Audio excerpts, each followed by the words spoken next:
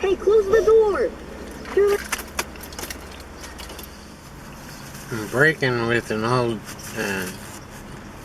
J&J jump brake stick that I got off Donnie lawn probably 10, 11 years ago. And he had air barreled me for $30. And he Donnie was a unique character in the full world. And he either was carrying a whole lot of money, like 4,000 or 5,000, or he was dead broke. And yeah, he air barreled me. And he gave me the stick just to hold until he came up with $30. But he never bought it back. So, yeah. I was like, okay. I need a jump stick anyway. We would go to Billiards and Brews in West Knoxville on Sundays. And it was $5 or $10 pool all day long. You just rent the pool table and just pay one price per person. And just to make it, we would race to 7 because nobody was there. It was just me and him. We're on a big 9-foot table, and we would just play $30, race to 7 all day long. And then, you know, they put a time limit on it between daytime and nighttime, and then you have to check the balls in and be done with it. So I would, at that point, get something to eat and play poker. And he would get something to eat or go home or find action and get something to eat and play people, but he didn't have any money.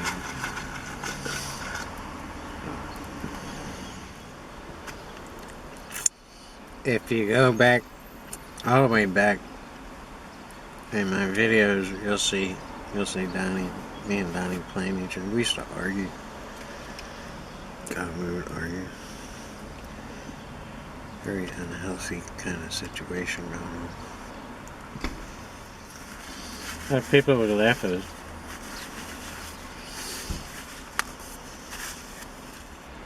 I miss the guy sometimes. Donnie died like 3 years ago. He had a combination of health problems and personal issues. And another one, a long list of players who checked out. Lose your dreams in your mind.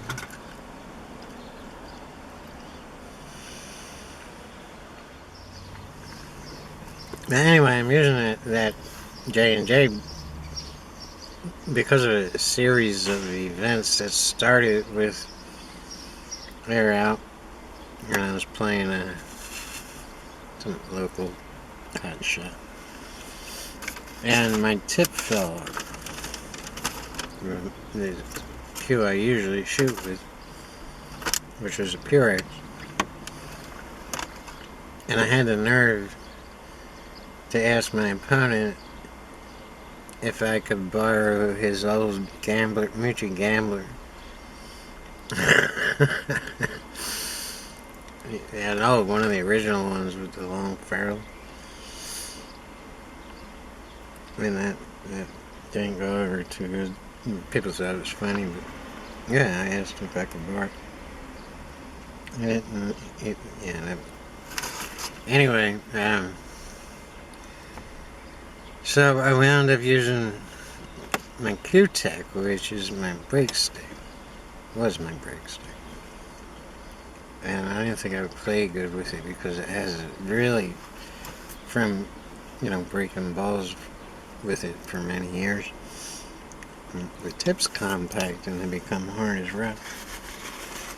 And it was flattened and as I I didn't. Well, I couldn't use my old Sneaky Pete that is I carried just for emergencies, you know. And it was too late anyway. I had taken the weight out, and the tip on that had come off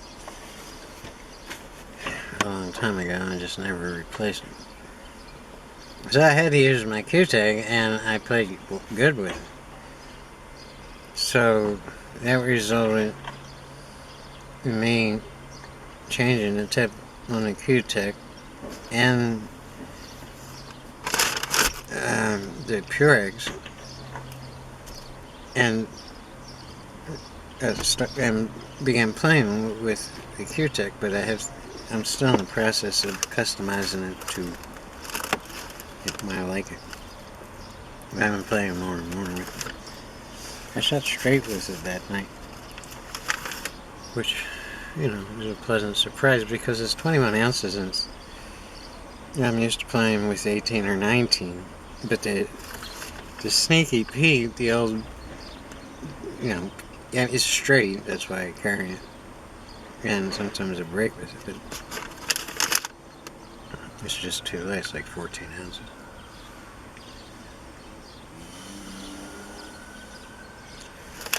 So just one thing switched and then everything switched, and now I'm trying to settle down into playing with the Q-Tech and breaking with the Purex,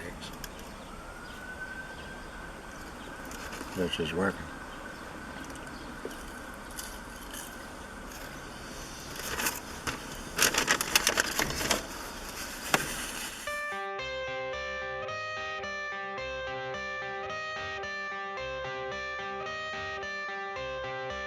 I got the cash in the bag, stadium packed. Born a rock star in this life, gonna live it up on the attack. Baby, I'm bad, I just wanna get caught up in this life. I'm crazy, I'm mad, doing no cap. Only got one, so you better go live it up. Cash in the bag, stadium packed. Baby, I'm bad, baby, I'm bad.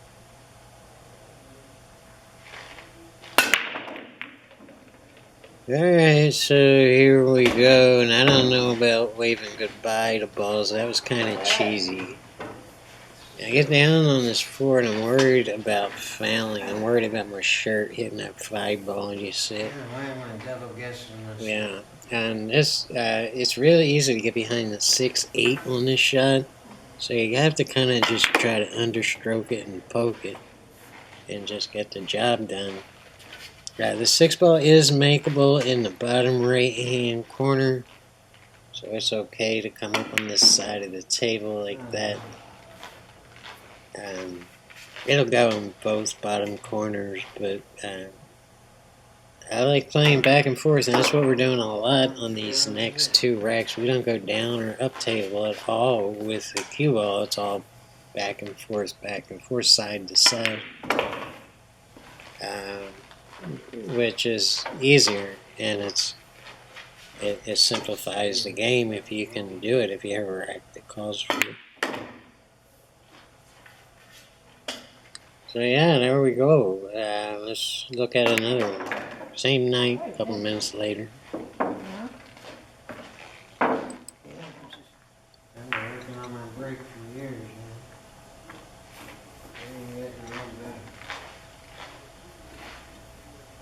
Gotta get it consistent. What's it take?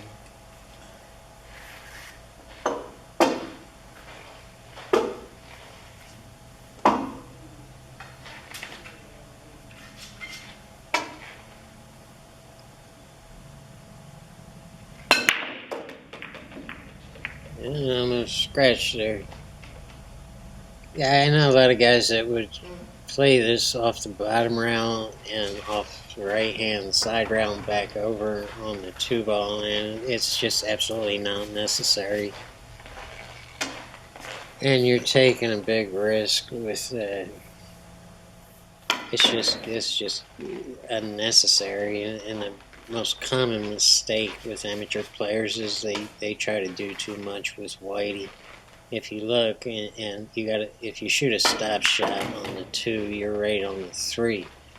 Now, a mistake I made here was going, and I didn't mean to do it. I hit the 7 on the way in with a 3, and I moved to 7, and now I got to come all the way back over to the extreme right-hand side of the table when I shoot that 5, and I need that angle on the 5 to get back over. The problem is that side pocket is just a humongously wide hole in this example, and I'm really taking a risk in shooting that shot, which I'm laughing about, but that was crazy risky.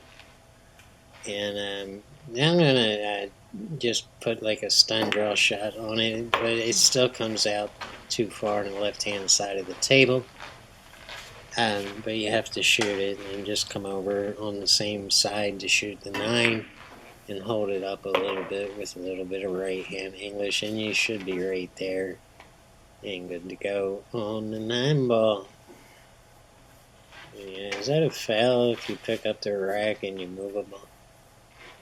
I guess it is. You always let the ref do that. And of course, there's not always a ref there, but you know.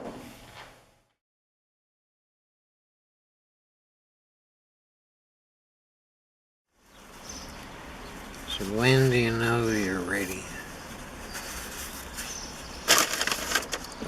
You're ready for what?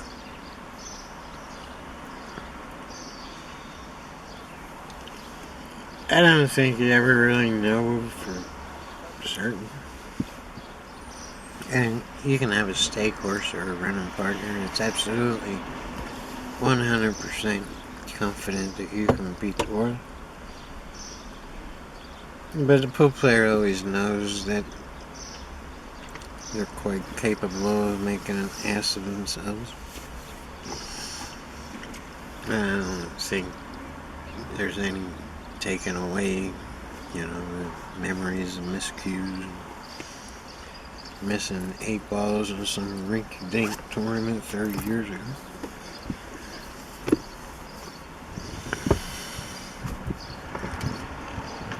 You just kind of have to go with it and let it fade off itself and accumulate into whatever it's going to accumulate into. Yeah, no, there's never 100% certainty. Nobody breaks and runs 100% of the tables they face.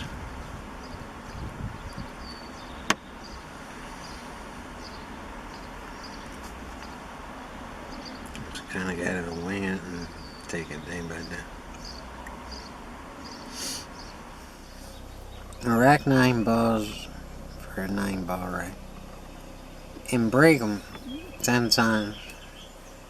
And no ball in hand shit. You gotta play it where the cue ball lies after the break. And if you're running 20% or about that, 18, 19, 20, 21, 22, 23, somewhere around 20%, you should be out. You should be out there grinding and doing something and being semi-competitive as much as you can. Now, if you're a working man, you're going to have to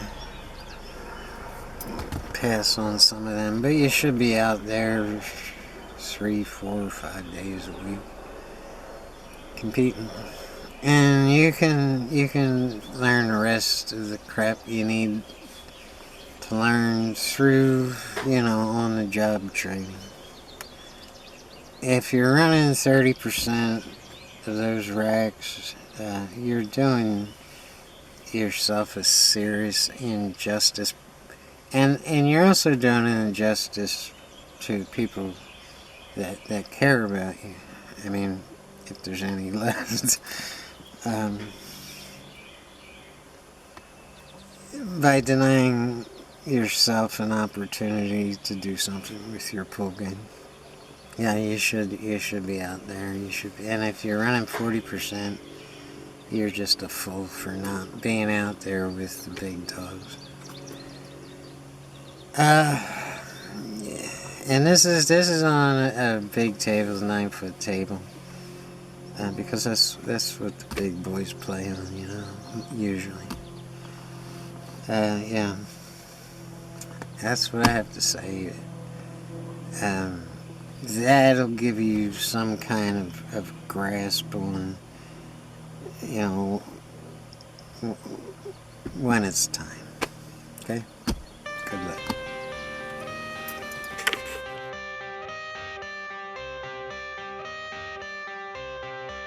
I got the cash in the bag, stadium packed. Born a rock star in this life, gone live it up on the attack. Baby, I'm bad.